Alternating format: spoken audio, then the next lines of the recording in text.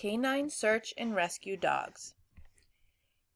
If you ever saw an Australian Shepherd puppy, you might say, "That's the cutest puppy in the world." You would want to hold him and rub his soft tummy. You might take him home.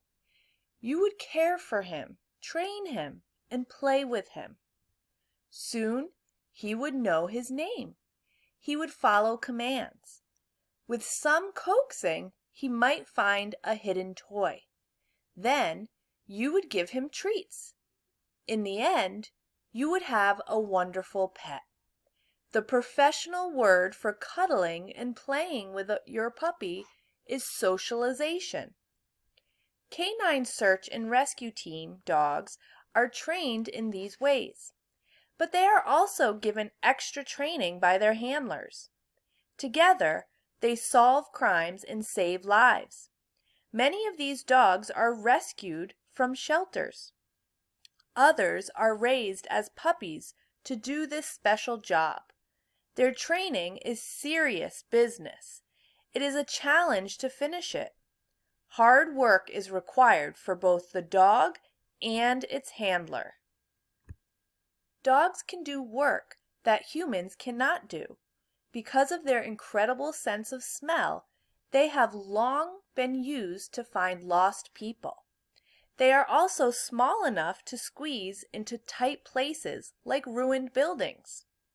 These dogs have to be calm around humans. They have to obey their handlers in dangerous situations. Fetching a ball is important. It teaches a dog to find something that is lost. You have probably seen dogs sweeping their heads back and forth, their noses spread open to pick up scents. This is called air scenting. Other dogs do ground scenting. They sweep their noses along the ground to find a scent. A piece of clothing from a missing person is all a dog needs. It will follow tiny clues left behind. Dogs also have the ability to do odor layering. They can pick out and follow dozens of different smells. This helps in a disaster like an earthquake.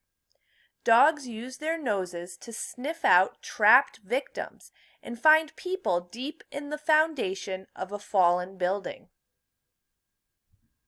Canine teams also work with fire departments.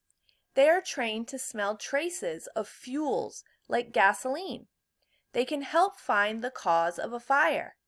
This helps firefighters tell if it was started on purpose. These brave dogs also help find people trapped inside burning buildings. The next time you see a cute puppy, don't just pet him. Think about all the extraordinary ways dogs help humans. They are truly our best friends. Now pause this video and go answer the first 5 questions. Then come back for the second story. The ideal basketball team. Most people think a basketball team needs one tall player to score all the points. It never hurts to have a superstar. But the great teams succeed because they have a variety of players. Only 5 players are allowed on the court at a time. Each of these teammates has a role. Different players have different talents. A good team works together, and all these talents come together at just the right moment. Teams need at least one tall player. This player rebounds the ball. He grabs the ball when someone misses. Without tall players or a big jumper, the other team will get all the rebounds. This tall player is usually the center. This player roams around in the center near the basket. The next player is called a point guard. The point guard has a big job that involves the responsibility of controlling the game. He must dribble well.